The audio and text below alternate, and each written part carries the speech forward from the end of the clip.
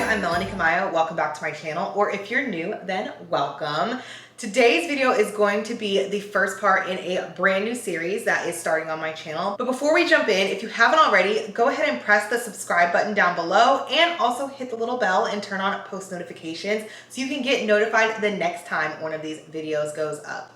So like I said, this is part of a new series that is coming to my channel called Mel's Kitchen. The idea for this has been floating around in my mind for a while now because I absolutely love to cook. And I wanted to start this series so that we could explore new recipes, ideas, and even some of my old favorites here on my channel. So today we're going to be making some Harry Potter inspired holiday treats. I made some pumpkin pasties and also some cockroach clusters. I got both of these recipes from the unofficial Hogwarts Holiday Cookbook. I had so much fun trying these out. Like I said, I enjoy cooking. Baking was definitely a challenge.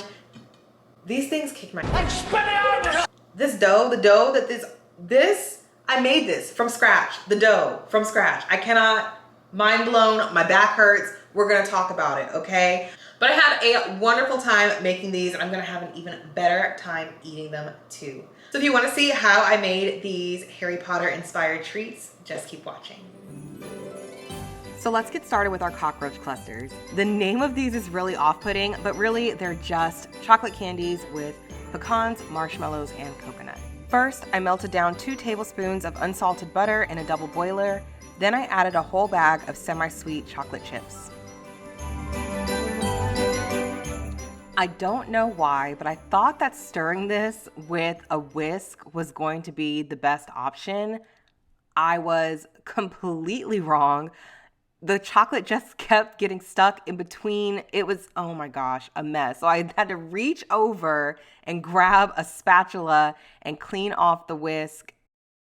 I don't know if you guys have ever melted down chocolate on a double boiler before, but you are supposed to keep stirring the chocolate constantly. So here, I started to panic a little, so I started stirring the chocolate with the spatula, creating an even bigger mess.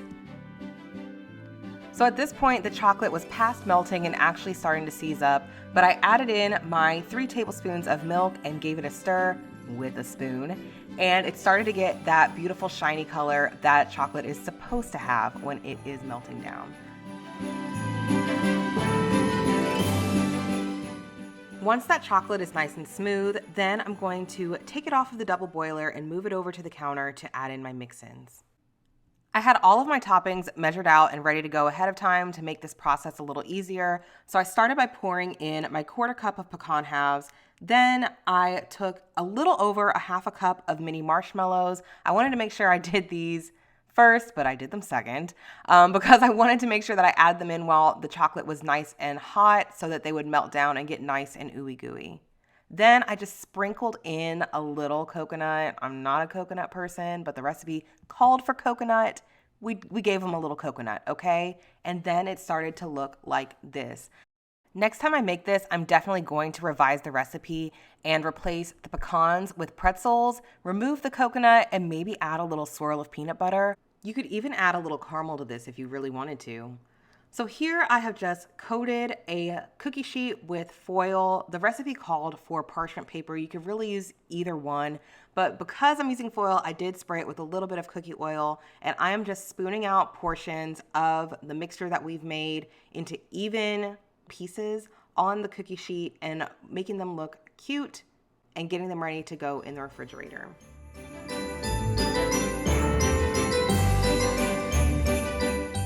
I had so many pecan halves left over that I decided to squish one into the middle of each of the little clusters just to have a little roach on top.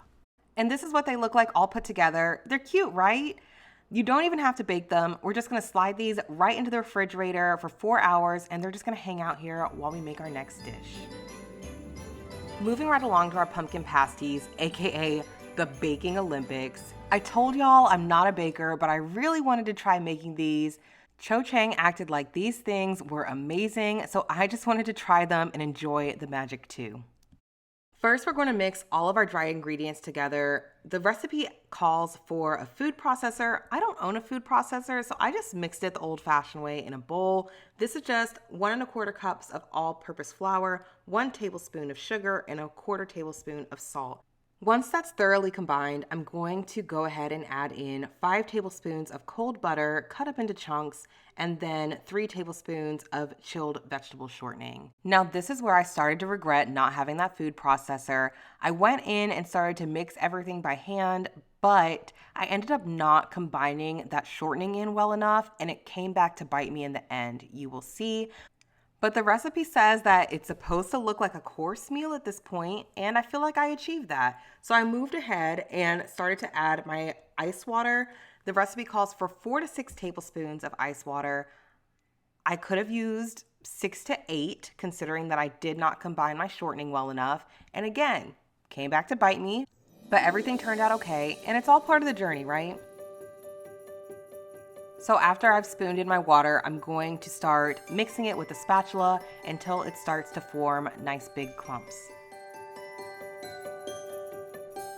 And as I was mixing, I did notice that the clumps weren't clumping like they were supposed to clump. So I did add a little bit more water, but I still could have used some more.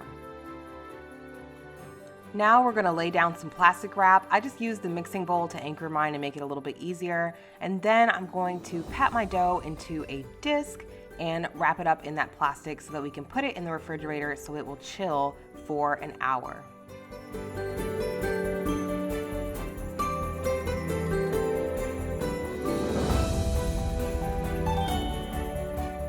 Let's leave the stress of homemade dough behind for just a minute and make our filling. So I started with 1 green apple diced up, and then I added a cup of canned pumpkin puree.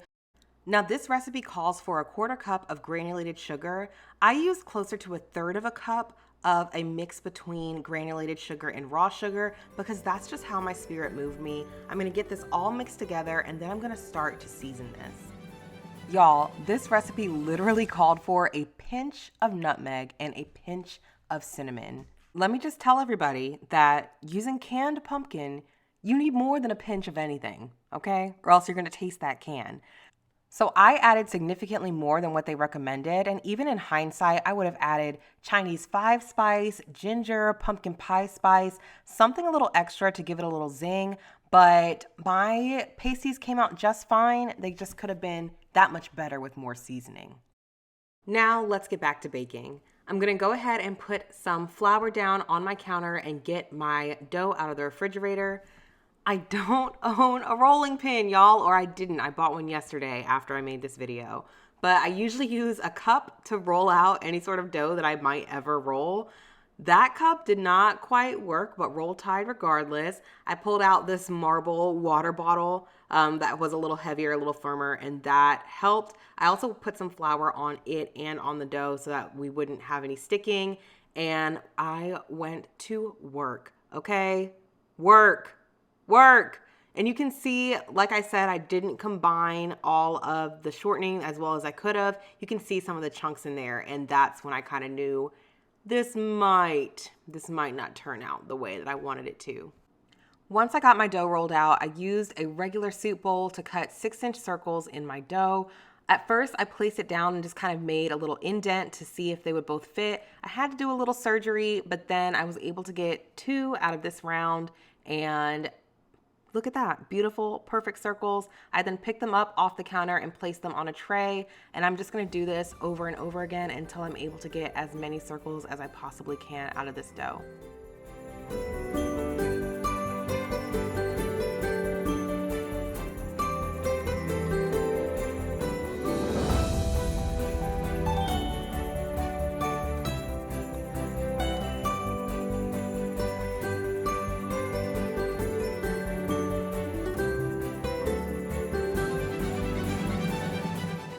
Now picking these up off the counter was not necessarily easy or pretty. As you can see, this one ripped and tore pretty badly. Again, I think that this is part of the lack of moisture in the dough. Once I got this second round of circles cut out and set to the side, I added a little bit of ice water. to the rest of the dough, especially since I had been adding on that flour to stop it from sticking. Having a little bit more water when I was rolling it out for the third time made it a little easier, but still, from the start, could have combined the shortening better, and adding 2 more tablespoons of ice water before mixing it that final time and putting it in the refrigerator probably would have made all the difference in the world.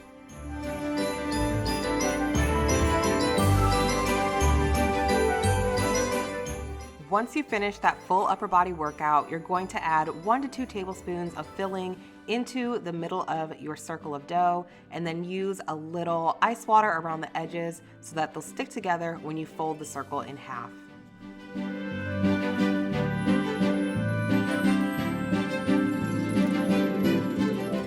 Then I'm going to grab a fork and press the tines along the edge of my dough to close my little pastry and add a nice border.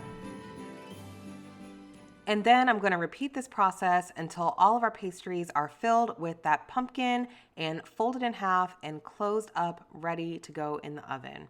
Now, along the way, some of the more crumbly pasties started acting up and I had to perform a little surgery. So with the leftover dough and a little bit of ice water, I did add some patches.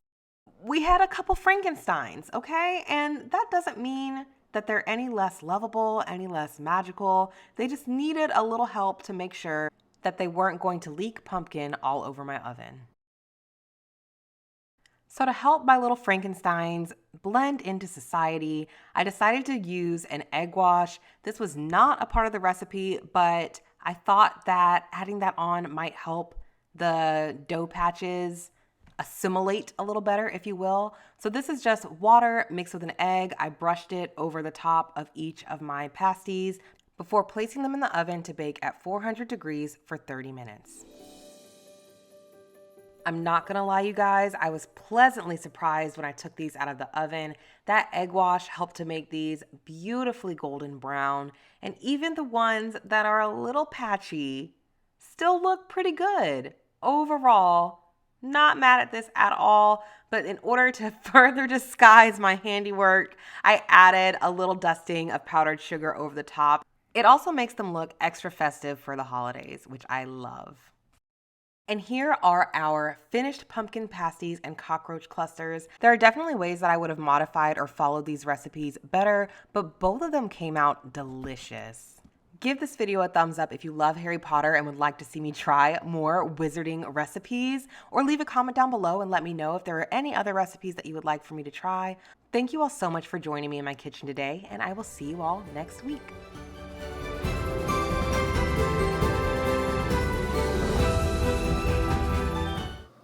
Amazing. Bake.